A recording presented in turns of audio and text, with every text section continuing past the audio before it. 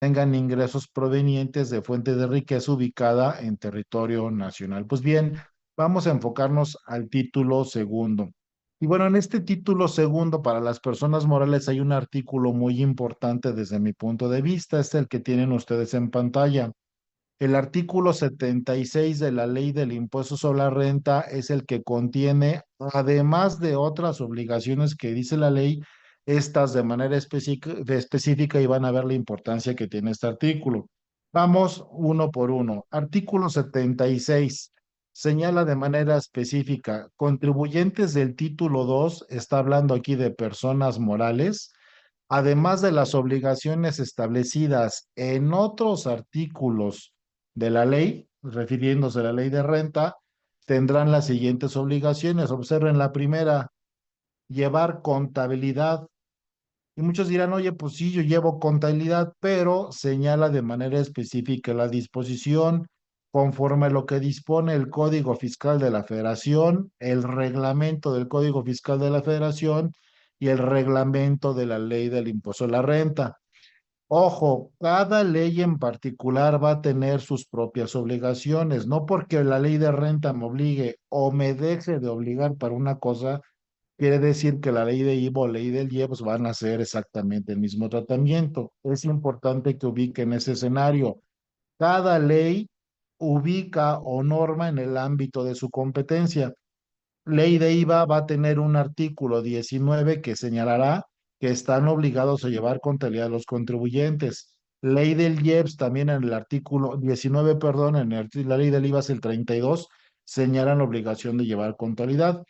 Y bueno, de aquí se abre pues el espectro de una manera importante, porque el Código Fiscal de la Federación tiene un artículo muy importante, el artículo 28.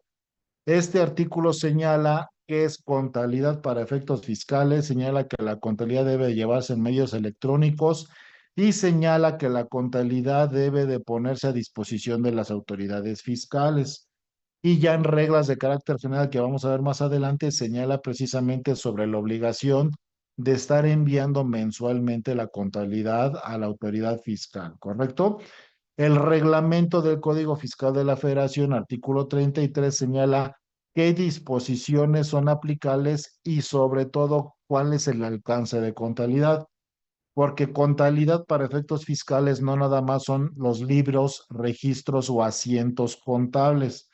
Contabilidad va más allá, aparte de los asientos de diario, aparte de lo que es el libro diario, el libro mayor, los auxiliares, balanzas de comprobación, estados financieros.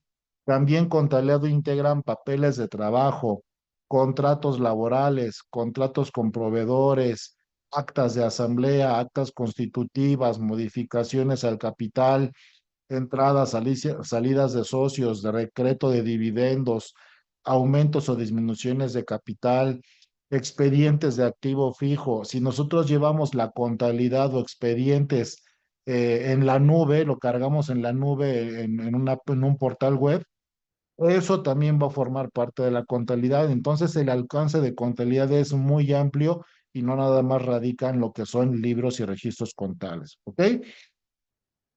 Perdón. Segunda obligación, bueno, ya vieron que la primera obligación, de ahí emana el tema de los impuestos. ¿De dónde vas a determinar tus impuestos si no llevas contabilidad? Oye, puedo descargar CFDIs emitidos, recibidos, sí, pero tienes que controlar tu flujo de efectivo, si hay moneda nacional, si hay moneda extranjera, si tienes que aplicar depreciaciones, si tienes que aplicar proporciones, pues todo eso debe de estar contenido en papeles de trabajo y por supuesto registrado en contabilidad, ¿correcto? Además, uno de los requisitos de las deducciones autorizadas, artículo 27 de la Ley de Renta, señala que las deducciones autorizadas para que sean deducibles necesitan estar registradas en contabilidad. Entonces ahí está la importancia de la contabilidad. Segunda fracción, expedir comprobantes fiscales. Ahí está la obligación donde la ley de ISR le dice a los contribuyentes, personas morales, obtienes ingresos, debes emitir comprobantes fiscales, ¿ok? Entonces, cada ley en específico, repito, les pone la obligación a los contribuyentes. Ley de renta está en este artículo 76, y ley del IVA artículo 32 y ley del IEPS artículo 19. Segunda, tercera obligación, expedir comprobantes, pero por los siguientes conceptos. El primero, pagos al extranjero. Oye, si yo le hago pago de intereses a un banco por un préstamo que me hizo en el extranjero, le tengo que pagar, es correcto, esos intereses, pero le tengo que retener el impuesto sobre la renta relativo a estos intereses. Y para justificar o para informarle al SAT la retención que realicé, debo de emitir un CFDI por pago de intereses, ¿correcto? Inciso B es pagos a establecimientos en el extranjero e instituciones de crédito en el país. Es correctamente lo que les estaba diciendo. El impuesto retenido a residente en el extranjero o instituciones de crédito. Oye, yo puedo haber recibido préstamo no de un banco, puede haber recibido préstamo de un proveedor extranjero o de un acreedor extranjero, pues también tendré que hacerle retención por esos intereses, el ISR que corresponde y tendré que emitir el comprobante fiscal donde se plasme esta situación. Bien. Una cuarta obligación, formular un estado de posición financiera y levantar inventario al cierre del ejercicio. Hay empresas que no quieren o no emiten estados financieros, ya no dijéramos cada mes, sino cada año, y mucho menos hablar de levantar inventarios. Con independencia que sabemos que el levantamiento de inventarios es una política de control interno, también ya vieron que es una obligación fiscal, por lo menos una vez al año al cierre del ejercicio, estamos obligados, aquellos que mantengamos inventarios en nuestro poder, a hacer un inventario anual al cierre del ejercicio. Y, por supuesto, formular estado de situación financiera donde se observará precisamente la situación de la empresa, nuestro activo, nuestro pasivo y el consecuente capital. Bien.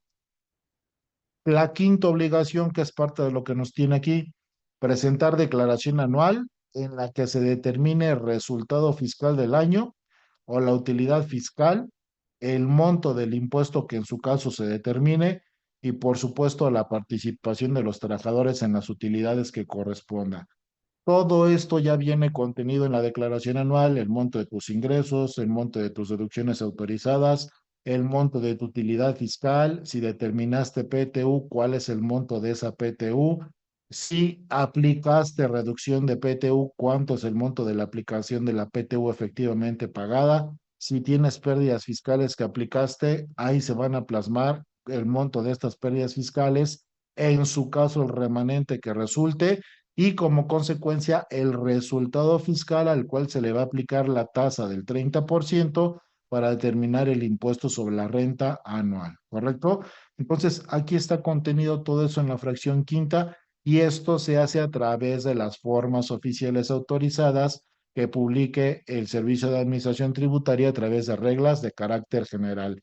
Y no obstante que el artículo 9 de la Ley de Renta nos indica cuándo se debe de presentar la declaración anual, aquí también lo dice la disposición. La declaración anual se presenta dentro de los 3 meses siguientes al cierre del ejercicio. Es decir, tenemos como fecha límite el 31 de marzo. No es que debe de hacer exactamente ese día. Oye, yo puedo presentar mi anual en enero, lo puedes hacer en febrero, lo puedes hacer o a inicios de marzo lo puedes hacer. Es decir, dentro de los 3 meses siguientes al cierre del ejercicio. No necesariamente te tienes que ir hasta el último día de marzo.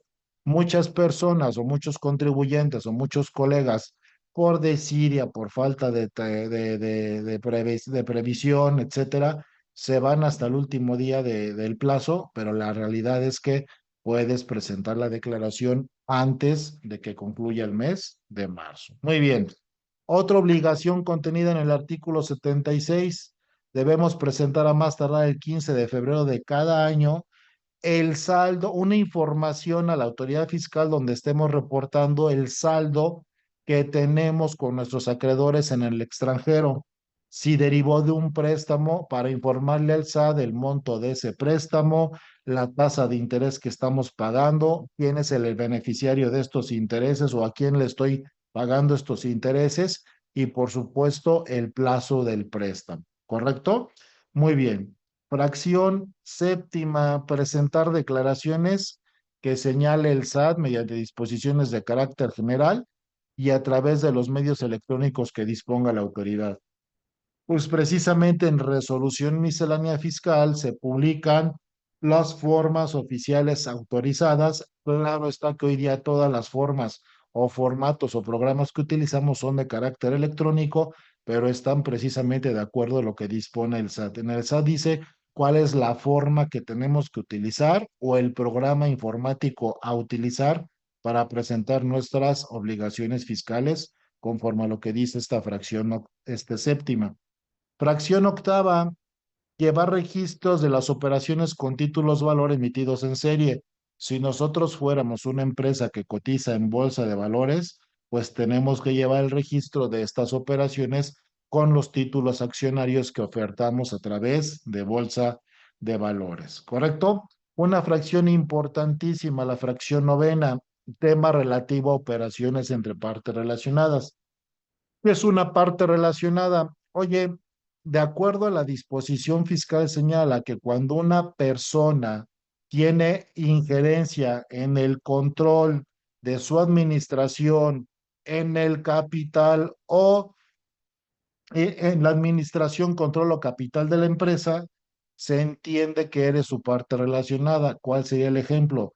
Si yo soy accionista de la empresa A, y aparte, yo también soy accionista de la empresa B, pues yo puedo tener injerencia en el control del capital de la otra empresa, dependiendo de mi participación accionaria. Oye, fíjate que yo, Jorge, tengo un terreno y ese terreno lo doy en renta a mi empresa.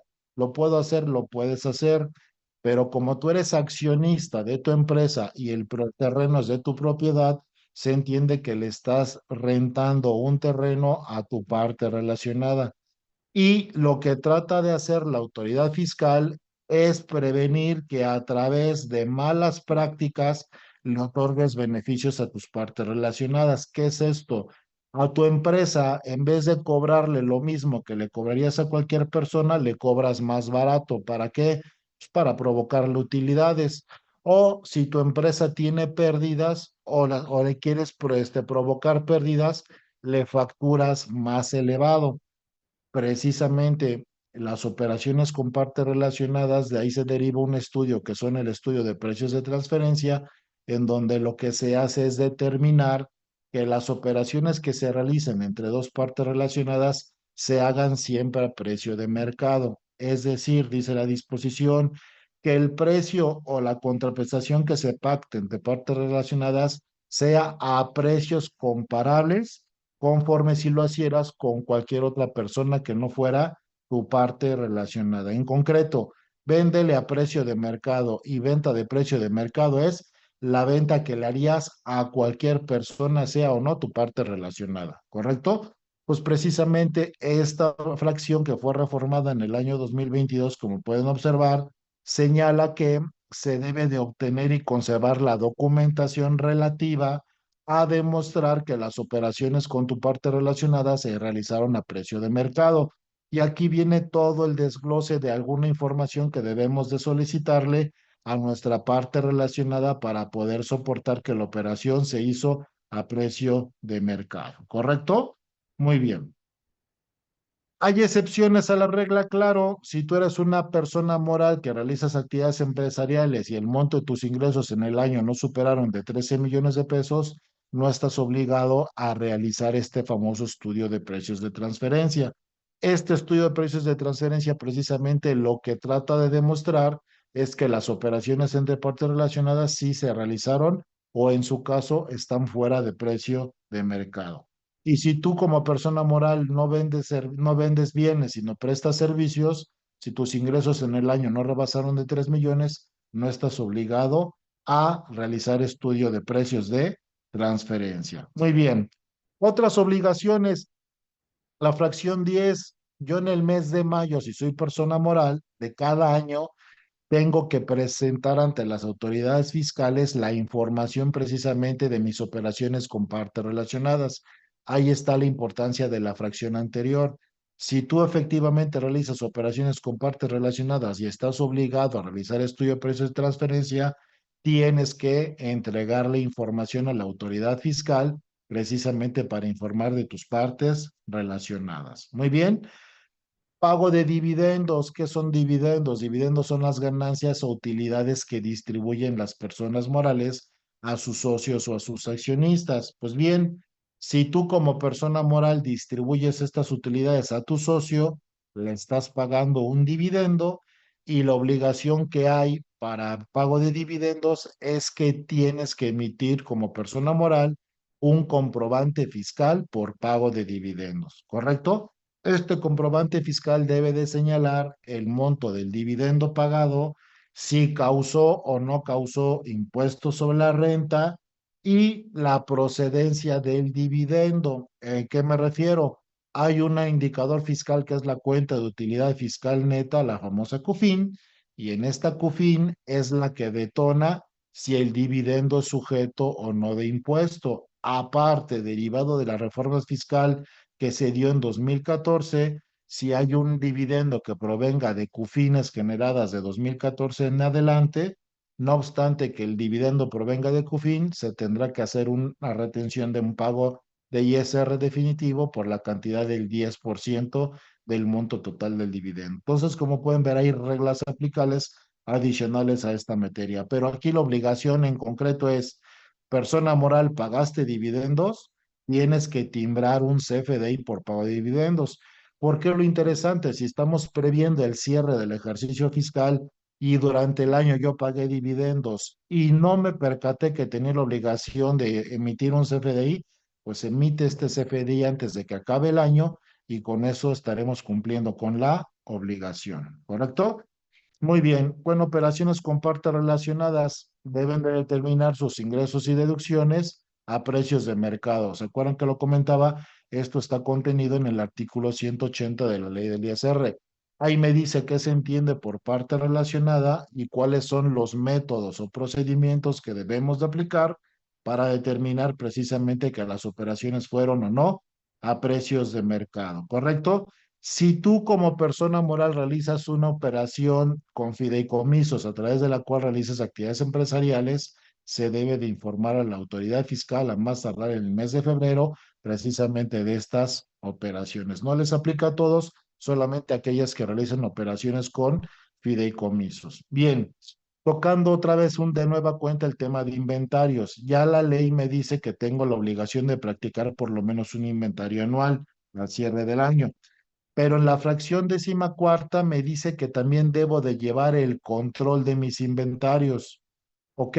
Y estos inventarios deben de realizarse conforme al sistema de inventarios perpetuos. Y ahí vamos a regresarnos a las clases de contabilidad uno. ¿Se acuerdan cuáles son el método de inventarios perpetuos o inventarios constantes, como también se le llama? Pues son tres cuentas características que incluye este método. Tienes ventas, devoluciones y rebajas sobre ventas, compras, devoluciones y rebajas sobre compras y costo de ventas. Y el método de inventarios perpetuos o constantes lo que te permite es identificar en el momento que se realizan las transacciones su costo y la aplicación de este costo para determinar las existencias que tengas en ese momento, así como la utilidad bruta que te genera una operación al realizar una venta y después de aplicar el costo. Ese es el método de inventarios perpetuos o constantes, ¿correcto? Dos obligaciones que vienen en esta lámina que a veces suelen, o por desconocimiento, o por omisión, o definitivamente por olvido, no atender la disposición. Observen, son obligaciones importantes. Fracción décima quinta. Si tú le hiciste el cobro a tu cliente y te pagó en efectivo montos superiores a 100,000 pesos, te hay que informarlo al SAT. Lo mismo si te están pagando con moneda extranjera. Oye, yo tengo dólares y te pago. Si el monto de esa moneda extranjera supera la cantidad de 100,000 pesos, le tenemos que avisar al fisco. O si me pagaste con piezas de oro o piezas de plata y el monto supera 100,000 pesos, hay que informarlo al fisco. Ojo, es por cada cliente. No es que, oye, tengo 20 clientes y la suma de esos 20 clientes son 10, más de 100,000. y fueron en efectivo, tengo que informarlo. No, es cuando a un solo cliente le cobres más de 100,000 pesos o en efectivo, en moneda nacional, extranjera o en piezas de oro o plata, ¿correcto? Hay que informarle a la autoridad fiscal a más tardar el día 17 del mes inmediato posterior al que se realizó la operación. Realicé la operación en septiembre. Pues tienes hasta el 17 de octubre para informarle a la autoridad fiscal los cobros o el cobro que hayas hecho en efectivo que supere más de 100,000 pesos a un solo cliente. La segunda obligación en importancia, fracción décima sexta. Si tú como empresa recibiste un préstamo, recibiste aportaciones para futuros aumentos de capital o aportaciones de capital o aumentos de capital y en lo individual o en su conjunto exceden de 600,000 pesos, tienes que informarle a la autoridad fiscal. Ojo, solamente cuando sean en efectivo. Oye, mi socio me depositó 1,000,000 de pesos, pero con transferencia. Eso no se tiene que informar porque ya el banco lo va a informar. Ya el banco deja huella electrónica de ese movimiento. Pero si tu socio te depositó en efectivo más de 600,000 pesos, esas son las cantidades que se deben de informar. Y aquí la información es en un periodo distinto a comparación de la fracción anterior, que es a más tardar el día 17 del mes inmediato siguiente. Aquí te dice que tienes que informarlo 15 días posteriores a que te hizo el pago. Oye, fíjate que a mí me depositaron hoy 2 de octubre más de 600,000 pesos por concepto de un préstamo y fue en efectivo. Pues, ¿qué crees? Tienes 15 días para informarlo a la autoridad fiscal y aquí está la regla de carácter general aplicable, regla 394 de la disposición 2024. No ha cambiado la regla, es de 2024. ¿Ok? Si tú como contribuyente tienes establecimientos en el extranjero, debes de llevar la contabilidad traducida al español, ¿correcto? Debes de hacer la conversión de tu contabilidad de la moneda extranjera del país en que se trate, a hacer la conversión a moneda nacional para reportarla precisamente en México. Y debes de tener la obligación de conservar libros, registros y toda la documentación que emane de esos establecimientos que tengas en el extranjero, ¿correcto? Muy bien. Si tú distribuiste anticipos o rendimientos, ¿qué es esto? Si yo soy una sociedad civil o una asociación civil y distribuyo anticipos a cuenta de rendimiento, los famosos asimilados a salarios, ¿qué crees? Debes emitir comprobante fiscal donde especificas el monto del anticipo que le diste a tu socio y el monto del impuesto que le retuviste y debiste haber enterado al fisco, ¿correcto? Esta obligación también es muy importante para sociedades civiles, asociaciones civiles y sociedades cooperativas. Y fracción vigésima, décima novena, si tú optaste o quedaste obligado a dictaminar estados financieros, pues debiste haber dado a conocer en la Asamblea General Ordinaria de Accionistas, en el informe de esta asamblea, pues dar a conocer la situación fiscal del contribuyente reportada por el auditor externo, ¿correcto? Si no lo hiciste, puedes hacerte acreedor a alguna multa o alguna sanción. Ojo, esto solamente aplica a contribuyentes obligados a dictaminarse o a aquellos contribuyentes que optaron por presentar dictamen fiscal. Si yo no me encuentro en ninguno de estos dos supuestos, no tengo que acatar la obligación marcada en la fracción décima novena, ¿correcto? Y bueno, esta fracción que es más aplicable cuando vendemos títulos valor que representan propiedad de bienes, esta me la voy a brincar, realmente es aplicable para empresas generalmente que cotizan en bolsa o hacen transacciones de esta índole, ¿correcto? Pero son obligaciones que se reformaron. Ok, vamos al tema de la contabilidad. ¿Se acuerdan que les decía que una de las primeras obligaciones es llevar contabilidad? Pues bien, obligación de llevar contabilidad está en el artículo 28 acatando las reglas específicas. Bien, dice el artículo 28, pero ahora nos cambiamos de disposición, Código Fiscal de la Federación. ¿Qué dice este código? Si otras leyes fiscales te obligan a llevar contabilidad, entonces debes de cumplir con lo siguiente. ¿Por qué hago la aclaración? Porque hay personas físicas, dependiendo de su régimen fiscal, que no tienen la obligación de llevar contabilidad. Una persona moral del título 2 siempre tendrá la obligación de llevar contabilidad. Pues bien, si tú estás obligado a llevar contabilidad, ¿qué debes de hacer? Primero, debes de integrar y llevar la contabilidad para efectos fiscales. ¿Cómo? Como dice el artículo 28 y el artículo 33 del reglamento, ¿correcto? Y en el apartado A de este artículo 33 del reglamento me dice cómo se integra la contabilidad, todo lo que les comenté: contratos, convenios, estados de cuenta, papeles de trabajo, tarjetas de almacén, lectores ópticos, todo lo que forme parte de mis archivos contables o documentos de contabilidad va a formar parte de la misma. ¿Ok? Tengo que elaborar registros o asientos contables conforme a las disposiciones fiscales. ¿Cómo es esto? En el artículo 33 del reglamento, en el apartado B, me dice cómo tengo que realizar estos asientos de contabilidad. Entonces, esta disposición señala cómo debes de hacer los asientos. Deben de llevar una nomenclatura, deben de llevar una codificación específica y sobre todo reportar la información que en concreto dice el artículo 33 del reglamento del Código Fiscal de la Federación.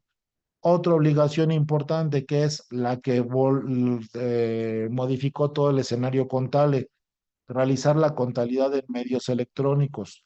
La contabilidad hoy en día no se puede llevar de manera manual. Si tú como persona moral estás obligado a llevar contabilidad, debes de hacerlo a través de medios electrónicos. ¿Ok? ¿Por qué? Porque esta contabilidad se debe de entregar al SAT de manera mensual, ¿correcto? Y para ello, pues precisamente la contabilidad, pues me dice en reglas de carácter general o en reglas de resolución miscelánea las fechas, plazos y conceptos que debo de entregar. Bien, si yo estoy obligado a entregar contabilidad, la regla de resolución miscelánea 2815 me dice para la miscelánea vigente: tienes que entregar tres archivos a la autoridad fiscal. El primero, debes de entregarle el catálogo de cuentas que utilizas, pero ese catálogo de cuentas lo tienes que empalmar o lo tienes que adaptar al propio catálogo de cuentas que maneja la autoridad. ¿Qué es esto? Del catálogo de cuentas que nosotros como empresa llevamos en nuestro despacho o en nuestra oficina, tenemos que adaptarlo a un catálogo que está contenido en el anexo 24 de la resolución miscelánea. Es decir, no es que vamos a cambiar nuestro catálogo, solamente tenemos que adaptar las cuentas que nosotros llevamos a la codificación que el SAT ya dio en este anexo 24. Pues bien, ese catálogo lo tienes que reportar al SAT para que el SAT sepa qué cuentas utilizas. Oye, ¿y lo tengo que modificar cada vez que aumente cuentas? La respuesta es no, siempre y cuando solo sean cuentas a nivel auxiliar. Ejemplo, si tengo clientes, cliente A, cliente B, cliente C, esas cuentas no se reportan. Pero si yo tengo clientes y luego tengo otra cuenta que se llama anticipo de clientes y luego tengo otra cuenta de mayor que va a modificar la estructura de mi catálogo, esa sí se tiene que reportar. En concreto, las veces que modifiques la estructura de tu catálogo, son las veces que tienes que reportar de nueva cuenta esta información al SAT. Bien, la entrega de balanza de comprobación de carácter mensual. Cada mes las personas morales deben de reportar la balanza de comprobación a la autoridad fiscal.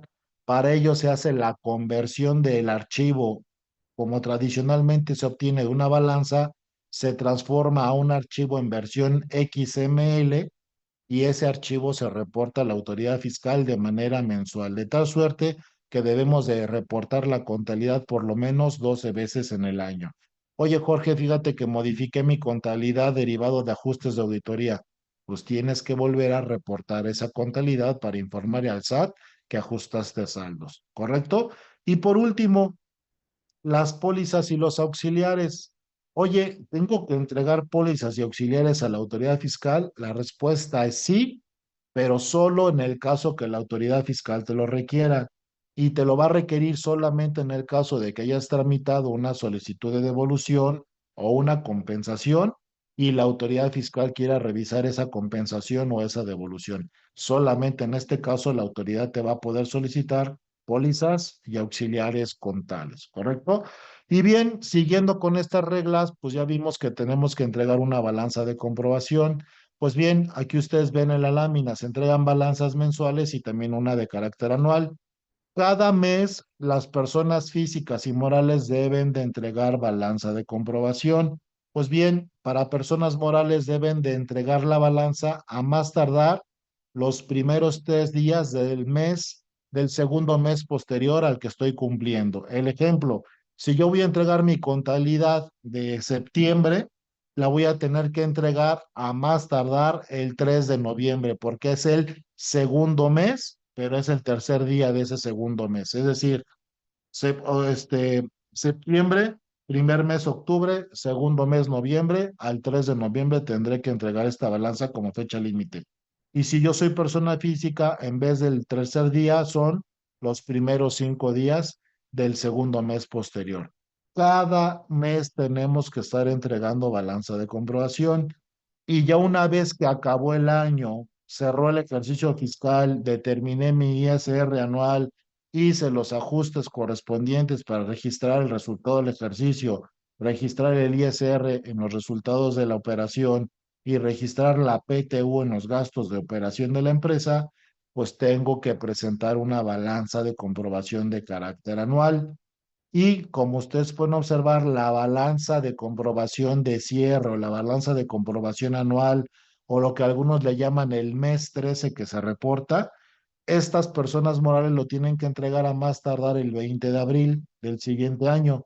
¿Por qué el 20 de abril? Porque si se supone que tú a más tardar el 31 de marzo presentaste tu declaración anual, pues te voy a dar 20 días más para que me reportes la balanza de comprobación. Y en el caso de personas físicas, como las personas físicas reportamos anual a más tardar el 30 de abril o los primeros 4 meses del año, pues la balanza de comprobación de una persona física se entrega a más tardar el 22 de mayo, ¿no? Refiriéndome a la balanza anual, ¿correcto? Entonces, como pueden ver, dos obligaciones importantes, balanzas de comprobación cada mes y la balanza de cierre anual que se reporta una vez que concluyó el ejercicio fiscal y se supone que ya presenté mi declaración anual, ¿correcto? Pues bien, como resultado de todo esto, un artículo también muy importante para prever el cierre del ejercicio, pues no podemos dejar de mencionar el artículo 9 de la ley del impuesto sobre la renta. Este artículo 9 es el que habla de la obligación de las personas morales de calcular su impuesto sobre la renta anual. Y este artículo me dice cuál es el procedimiento para realizar el cálculo del ISR anual. ¿Cómo lo vamos a determinar? Primero debo de calcular mis ingresos acumulables. A estos ingresos acumulables le voy a restar las deducciones autorizadas. Una vez que apliqué deducciones autorizadas, tengo derecho a disminuir la participación de los trabajadores en las utilidades que pagué en el ejercicio, la PTU que repartí a mis trabajadores. Una vez, si yo no pagué PTU, debiéndolo haber hecho, no tengo derecho a restar concepto alguno. Solamente puedo restar PTU que haya sido efectivamente pagada o distribuida a mis trabajadores. Pues ya que resté estos dos conceptos, obtendré como resultado una utilidad fiscal en el caso que los ingresos sean superiores a deducciones y PTU. Si mis deducciones y PTU son mayores a mis ingresos, obtendré una pérdida fiscal y no habrá impuesto a cargo. ¿Queda claro? Bien, supongamos que determine utilidad fiscal, tengo derecho todavía a aplicar pérdidas fiscales de ejercicios anteriores. Ya una vez que apliqué pérdidas de ejercicios anteriores, si aún tuviera utilidad, entonces esto técnicamente se denomina resultado fiscal y este resultado fiscal le voy a aplicar la tasa del 30% para determinar el impuesto sobre la renta anual. Que como les comentaba, no obstante que el artículo 76 me dice la fecha de presentación de mi anual, el artículo 9 también lo señala. Se pagará el impuesto mediante declaración que se presentará dentro de los 3 meses siguientes a la fecha en que termine el ejercicio fiscal. Pues bien, ya determiné mi ISR del ejercicio, a este ISR del ejercicio que le puedo restar. puedes restarle o acreditarle técnicamente hablando algunos conceptos. ¿Cuáles son estos conceptos? Pues obviamente, si tú hiciste pagos provisionales a cuenta del impuesto anual durante el año, tienes derecho a disminuirlos. Si tú tienes cuentas bancarias en instituciones de crédito o en bancos, valga la redundancia, y esa cuenta te da un interés, ese interés seguramente te retuvieron ISR, pues el ISR que te retuvo el banco, tienes derecho a acreditarlo contra pago provisional y también contra el impuesto anual. Oye, fíjate que yo pagué los primeros meses del año, en los primeros 4 meses del año todavía pagué subsidio al empleo a mi trabajador. ¿Tengo derecho a restarlo? La respuesta es sí, porque recuerden que el subsidio para el empleo con el nuevo decreto vigente a partir del 1 de mayo ya se dejó de entregar subsidio al trabajador. Este subsidio al que me refiero es aquel que estuvo vigente hasta el 30 de abril del año 2024. Muy bien. Oye, fíjate que yo obtuve ingresos en el extranjero y derivado de esos ingresos, en el país en donde los obtuve me retuvieron ISR. ¿Es procedente? La respuesta es sí. Pues ese ISR que te retuvieron en el extranjero, tienes derecho a acreditarlo contra el impuesto sobre la renta anual, ¿correcto? Muy bien. Y si tú, por azares del destino, pagaste dividendos y derivado del pago de dividendos tuviste que pagar ISR, pues ese ISR derivado del pago de dividendos también tienes derecho a aplicarlo en la declaración anual, ¿correcto? Y por último, otros acreditamientos, ¿cuáles? Por ejemplo, la Ley de Ingresos de la Federación. En Ley de Ingresos de la Federación se prevén algunos estímulos fiscales y ese estímulo fiscal lo que te permite es acreditar contra el impuesto sobre la renta anual el monto del estímulo fiscal que otorgue la Ley de Ingresos de la Federación, ¿correcto? En concreto, artículo 16 de la Ley de Ingresos de la Federación vigente para cada año. Pues bien, estos son los acreditamientos que me permite hacer la Ley del Impuesto de la Renta y aparte observen que hay dos criterios que estoy poniendo aquí en el material. ¿Por qué dos criterios? Hay un criterio que así se llama criterio 5 diagonal ISR y criterio 10 diagonal ISR. N porque son criterios normativos. ¿En dónde aparecen estos criterios? En el anexo 7 de la resolución miscelánea fiscal para 2024. Este anexo 7 contiene estos dos criterios, así lo buscan, anexo 7, criterio 5 y el criterio 10, y en cada criterio nos está diciendo en qué orden se debe de aplicar el acreditamiento de estos conceptos. ¿Por qué es importante este tema? Porque la ley de ISR, su reglamento y miscelánea no prevén el orden de aplicación de los acreditamientos. Oye, ¿qué pasa si yo me acredito pagos provisionales, provoco un saldo a favor o no determino ISR y ya dejé de aplicar este ISR en el extranjero y pago de dividendos? Si yo no lo apliqué en un año pudiéndolo haber hecho, lo pierdo. Entonces, lo que dicen estos criterios, antes de que apliques pagos provisionales y el ISR retenido por bancos, primero aplica estos conceptos y si aún así tienes un saldo a cargo, entonces aplica pago provisional y después ISR retenido por bancos. ¿Por qué? Porque si yo tengo saldo a favor derivado de pagos provisionales, tengo hasta 5 años para pedir la devolución o compensarlo. En cambio, el ISR pagado en el extranjero y el ISR pago de dividendos, no tienes derecho a recuperar saldos a favor por estos conceptos. Por eso es importante, si tienes estos conceptos, primero aplícalos y ya una vez que los agotes, te vas contra ISR pago provisional o ISR retenido con bancos, ¿correcto? Y así es como quedaría el esquemita de del ISR anual. Tengo ahí el ISR del ejercicio, le puedo acreditar subsidio para el empleo, puedo restar ISR pagado en el extranjero, ISR pagado por dividendos, pagos provisionales de impuesto de la renta, retenciones bancarias de ISR y en el caso de que aplicara otros acreditamientos, por ejemplo, insisto, ley de ingresos de la federación. Y entonces ahí sí ya tendría el ISR neto a cargo del contribuyente o a favor Si es a favor, puedo compensarlo contra pagos provisionales del siguiente año o puedo solicitar la devolución de este saldo a favor de ISR del ejercicio, ¿correcto? Muy bien. Y aquí, pues vuelvo a retomar los famosos dos criterios que les comenté, ¿no? Esto no lo pierdan de vista. Bien. Ahora, también dentro de la ley del impuesto a la renta hay un concepto que se llama renta gravable para PTU. Y ustedes observarán que esto no depende de la ley del ISR, más bien depende de un concepto de carácter laboral. El artículo 123 constitucional señala la obligación de los patrones, artículo 123 constitucional, apartado a que las empresas tienen que distribuir utilidades a sus trabajadores, pero la ley, la Constitución, después me encamina a la Ley Federal del Trabajo. La Ley Federal del Trabajo señala que para determinar la PTU debemos de determinar la renta gravable conforme a lo que disponga la ley del impuesto a la renta. Pues bien, la famosa renta gravable sobre la cual se determina la PTU está contenida en este artículo 9.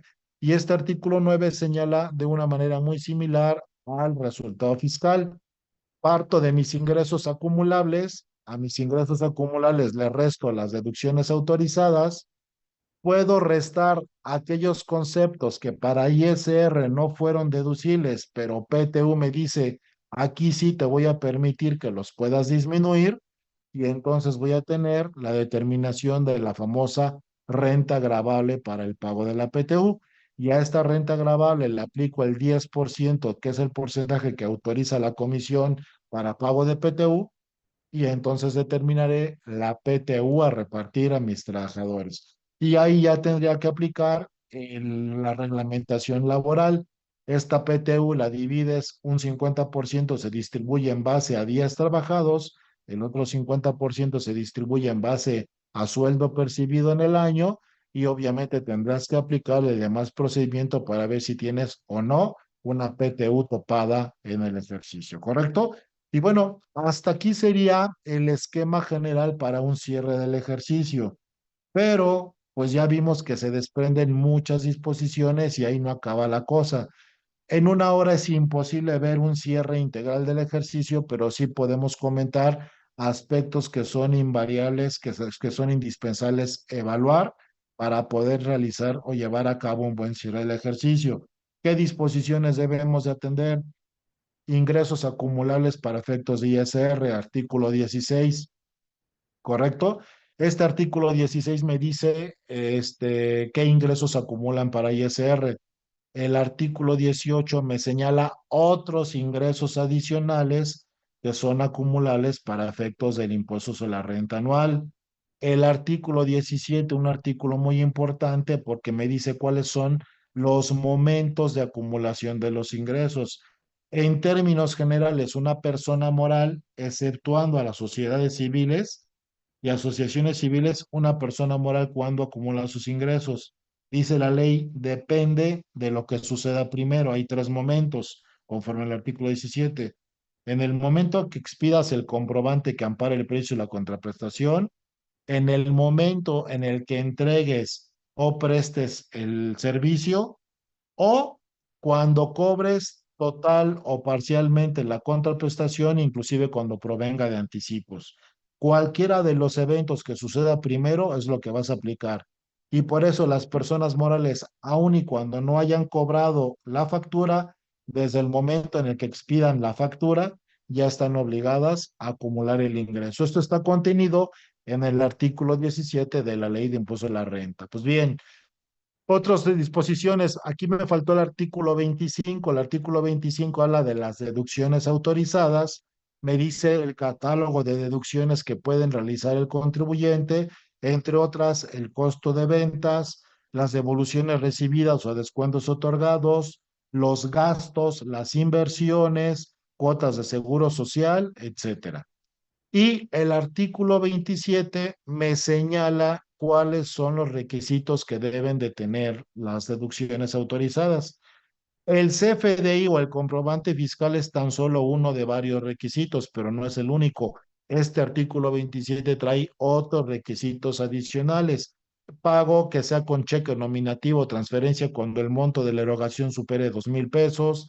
Obviamente que tengas FDI con requisitos fiscales, que tengas el comprobante con el traslado del IVA de manera expresa y por separado, que sea estrictamente indispensable para la actividad del contribuyente, etcétera, etcétera. ¿Ok? Muy bien, no deducibles. El artículo 28 de la Ley de Impuesto a la Renta me señala también de manera muy específica que aquellas erogaciones o conceptos que no es posible deducirlos para efectos de impuestos de la renta. Entonces, el artículo 28 también se torna muy importante para ver qué conceptos sí son deducibles y qué conceptos definitivamente no podré deducir. Artículo 31 al artículo 38 de la Ley de Renta, la deducción de inversiones, entendiendo por inversiones para efectos fiscales a los activos, a los cargos diferidos, gastos diferidos y gastos preoperativos. Las inversiones más comunes pues, son las que conocemos como activos fijos, ¿no? Mobiliario y equipo de oficina, equipo de cómputo, equipo de transporte, etcétera.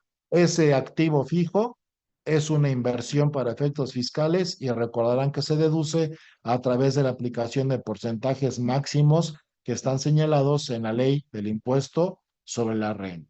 Pues bien, artículo 39 al 43, la deducción del costo de lo vendido. En términos generales, la ley de ISR le dice a las personas morales del título 2 que si tú quieres deducir tus mercancías, no las vas a poder deducir, sino hasta que ya hayas acumulado el ingreso que dio objeto precisamente a esa deducción.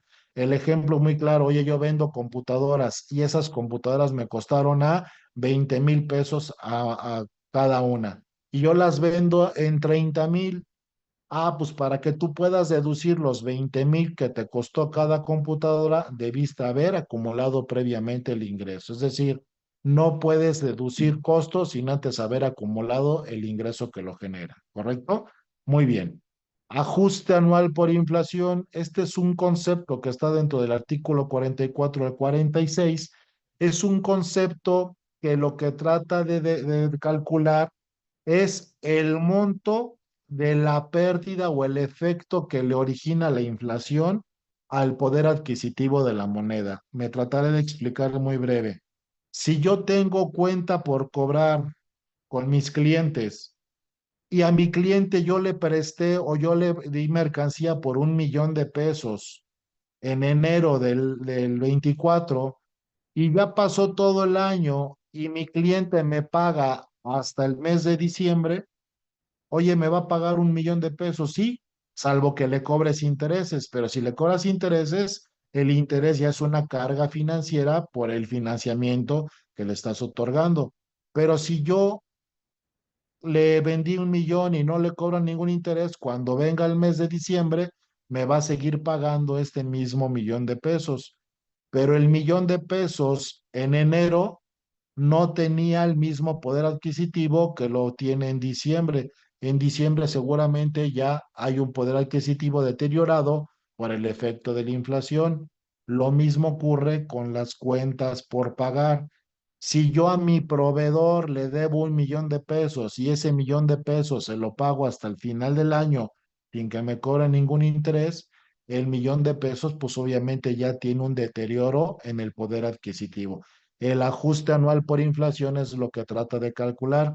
En base a la utilización del Índice Nacional de Precios al Consumidor, se determina el promedio de las cuentas por cobrar y el promedio de las cuentas por pagar. Y el resumen sería, si mis cuentas por cobrar son mayores que mis cuentas por pagar, yo voy a tener una pérdida o un ajuste anual por inflación deducible. Lejos de ser un ingreso, va a ser una deducción.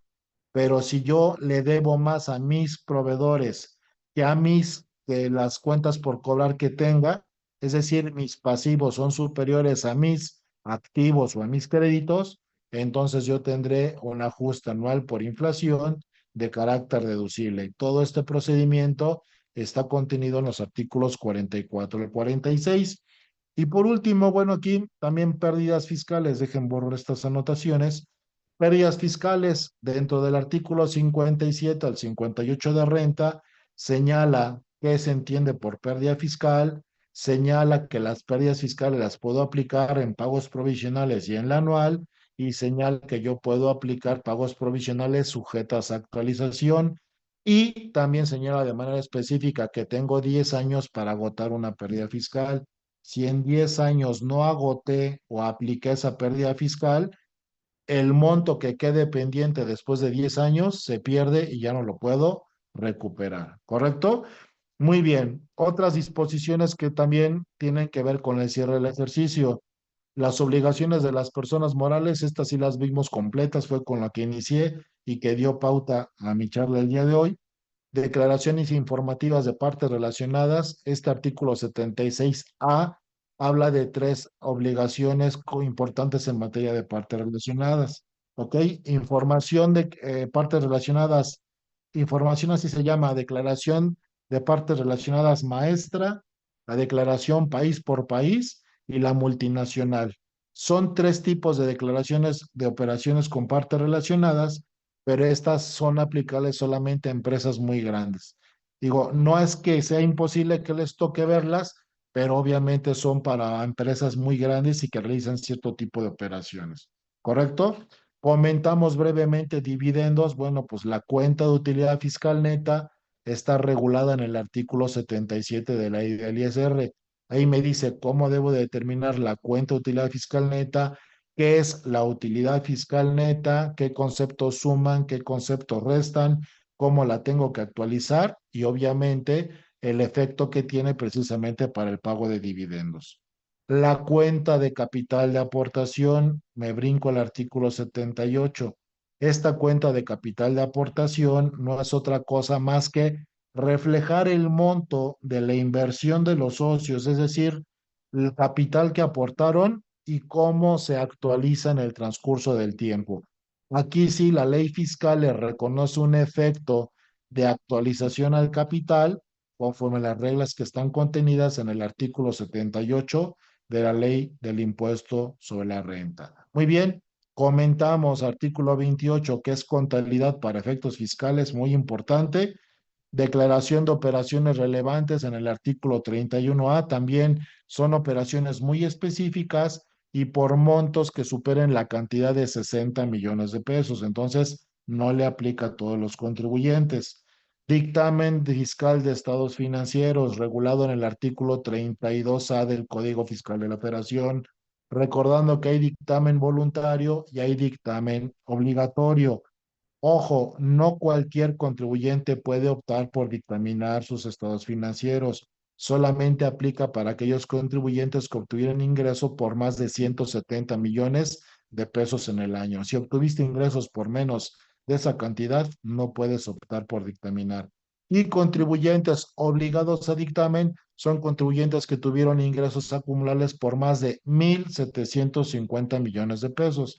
Entonces, como pueden ver, son contribuyentes muy grandotes, ya de grandes ligas, ¿correcto? Muy bien. Declaración informativa sobre la situación fiscal. Esta sí le puede aplicar a varios contribuyentes y los supuestos específicos están en el artículo 32H. Es muy similar al dictamen, nada más que el dictamen en que se diferencia. El dictamen fiscal lo firman dos personas, el representante legal del contribuyente dictaminado y el contador público inscrito, lo que antes se llamaba el contador público externo o contador público autorizado. El dictaminador tiene que firmar ese dictamen, si no, no se puede presentar el dictamen. Y en el cambio, la declaración informativa sobre la situación fiscal solamente lo presenta el contribuyente y no interviene el dictaminador, ¿correcto? Muy bien. Una obligación muy importante, cuando tengan oportunidad, vean esta obligación, la obligación de identificar e integrar como parte del expediente fiscal, expediente contable del contribuyente al beneficiario controlador.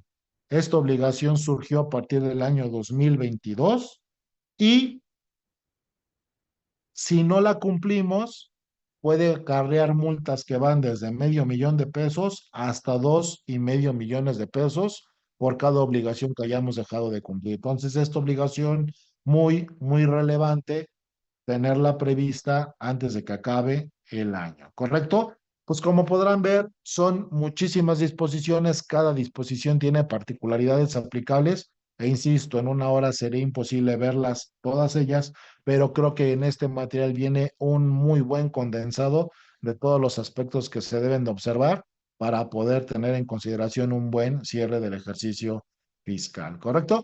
Pues bien, hasta aquí mi participación. Le dejo los micrófonos a la licenciada Carmen. Muchas gracias por contar con su atención y espero verlos en la próxima. Le reitero mi nombre, Jorge Briones Gómez. Que tengan muy buenas noches.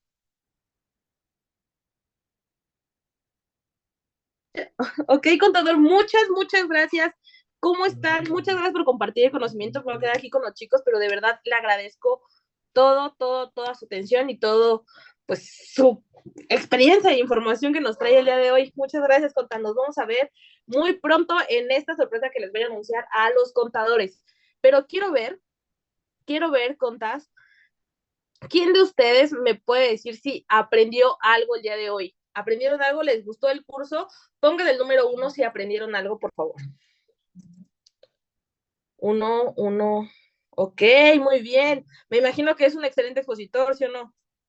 Y díganlo en su cara que es un excelente expositor y que tiene mucho que enseñarnos.